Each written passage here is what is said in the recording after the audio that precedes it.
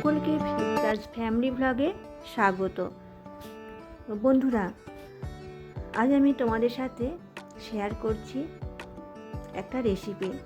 তো দেখো, মাছ তো আমরা প্রত্যেকেই খাই, আর এখন চলছে ইলিশের মরশুম, তাই ইলিশ মাছ আনা হয়েছিল, আর তাকে কাটার পর অনেকটা পরিমাণে ডিম বের হয়েছে।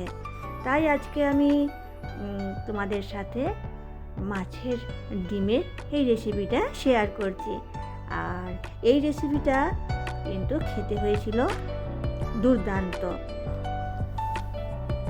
এই রেসিপিটা থাকলে আর কোনো তরকারির দরকার নেই, এই একটা দিয়েই সমস্ত ভাত কেটে পুটে খাওয়া হয়ে যাবে। তা দেখো, আমি ডিমটা প্রথমে একটা জায়গায় নিয়ে ভালো করে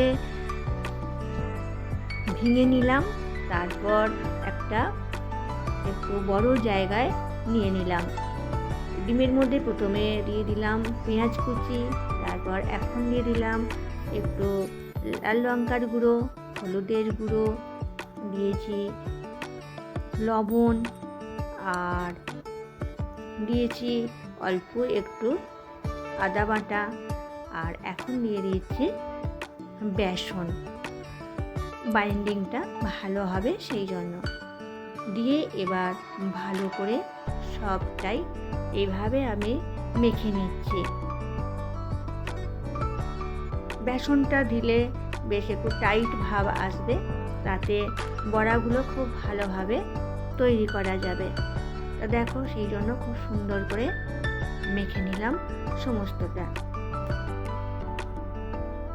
আর একটা জিনিস দেব, যার জন্যে এই মাছের ডিমের টেস্ট কিন্তু অনেকটা ভালো হয়ে যাবে। তা দেখো, আর হলুদটা দিয়েছি, তার জন্য কালারটাও বেশ সুন্দর হয়েছে।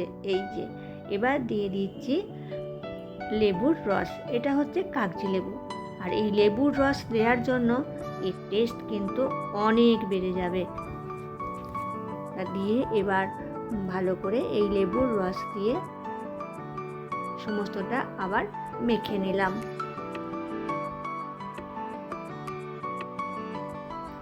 খুব সুন্দর করে আমার মাখা হয়ে গেছে। চলো তাহলে এরপর রেখে দিয়ে এখন কড়াই বসিয়ে দিলাম, দিয়ে দিলাম সর্ষের তেল বেশ কিছুটা পরিমাণ। কড়াইয়ের চারিদিকটাই তেলটা একটু খুন্তি করে এদিক ওদিক করে নিলাম। এবার তেলটা আমার হয়ে গেছে, এবার একটা একটা করে বড়ার আকারে আমি তেলের মধ্যে দিয়ে দিচ্ছি, একটু ছোট সাইজ করে।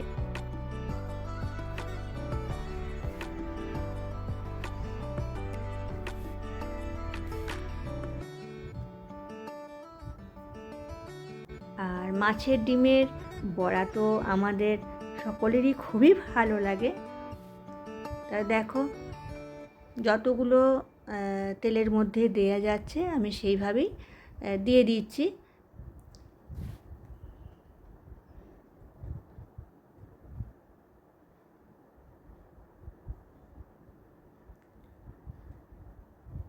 এরপর আমাদেরকে একটা দিক হওয়ার জন্য অপেক্ষা করতে হবে।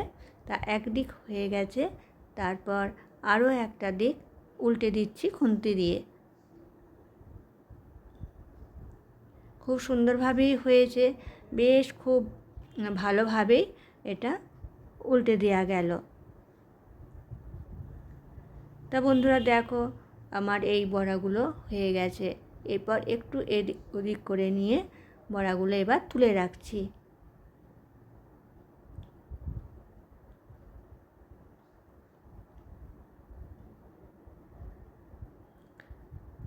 একটু খুন্তি করে হেলিয়ে রাখছি যাতে তেলটা গড়িয়ে কড়ার মধ্যে চলে আসে। তা তুলে নেওয়ার পর সেই তেলের মধ্যেই দিয়ে দিচ্ছি আরও কিছুটা আমার রয়েছে সেই বড়াটাও বড়ার আকারে দিয়ে দিচ্ছি।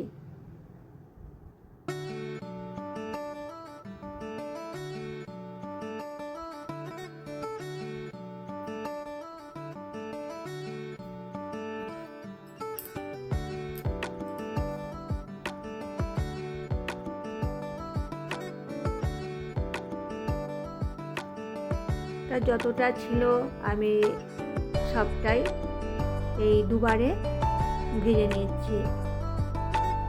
হয়ে গেছে একটা দিক, তারপর আবার একটা দিক উল্টে নিচ্ছি।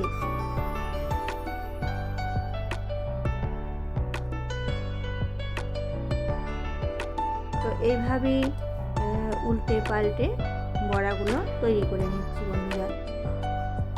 আমার যে সমস্ত বন্ধুরা নতুন বন্ধু যদি হয়ে থাকো, ভিডিও এই মুহূর্তে দেখে থাকো, তাহলে আমার এই চ্যানেলটি সাবস্ক্রাইব করে পাশে থেকো।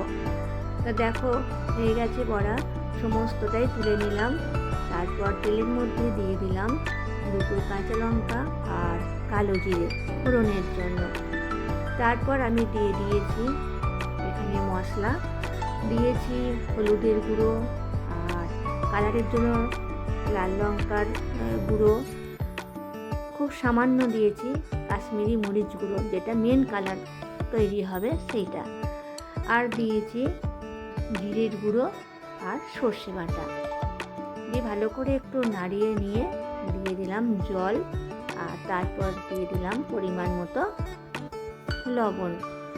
আর আমি কাঁচা লঙ্কা দিয়েছি, কাঁচা লঙ্কার ঝালটা ভীষণ ভালো লাগে এই রেসিপিতে, আর ঝালটা যে যার প্রয়োজন মতো দিয়ে নিলেই হবে।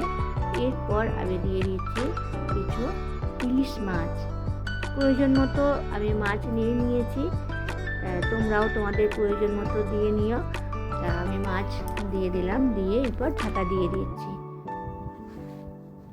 মাছটা আছে কাঁচা, আমি ভাজিনি আজ। তা এবার এর মধ্যে দিয়ে দেখো মাছটা এখন আমি একটু সিদ্ধ হতে দিয়েছি একটা ঢাকা দিয়ে। আর এদিকে আমার বড়াগুলো সব হয়ে গেছে, খুব সুন্দর হয়েছে। এই দেখো খুব সুন্দর ফুটছে, এখন ঢাকা খুলে দেখে নিচ্ছি। দেখো মাছ বেশ সুন্দর সেদ্ধ হয়ে গেছে। আর এরপর আমি এই মাছের মধ্যেই দিয়ে দিচ্ছি কিছু বড়া।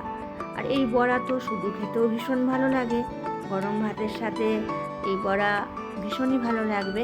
তাই আমি কিছু বড়া রেখে দিলাম ভাতের সাথে খাওয়ার জন্য। কারোর যদি শুধু একটু খেতে ইচ্ছে করে খেতে পারে, আর বাকি যেটুকু বড়া আছে সেগুলো এই মাছের রেসিপিটি দিয়ে দিলাম। তেল ঝাল, ইলিশের তেল ঝালের মধ্যেই দিয়ে দিলাম। আর দিয়ে দেখো বেশ সুন্দর একটু ফুটিয়ে নিলাম।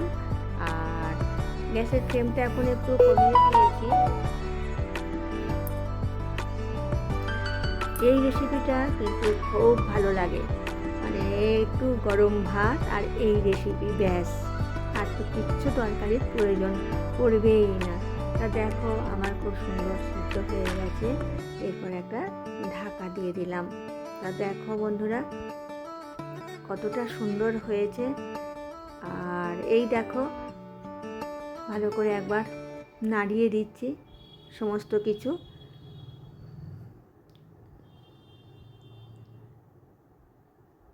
বেশ সুন্দর সেন্ট উঠেছে জানো তো। আর হ্যাঁ, আমি একটু সর্ষের তেল দিয়ে দিয়েছি, 2 চামচের মতো কাঁচা সর্ষের তেল দিয়ে দিয়েছি এই ফোটার পর, দিয়ে তারপর ঢাকা দিয়ে রেখেছিলাম। এই দেখো কতটা সুন্দর হয়েছে, আর বেশ গাঢ় গাঢ়ও হয়েছে।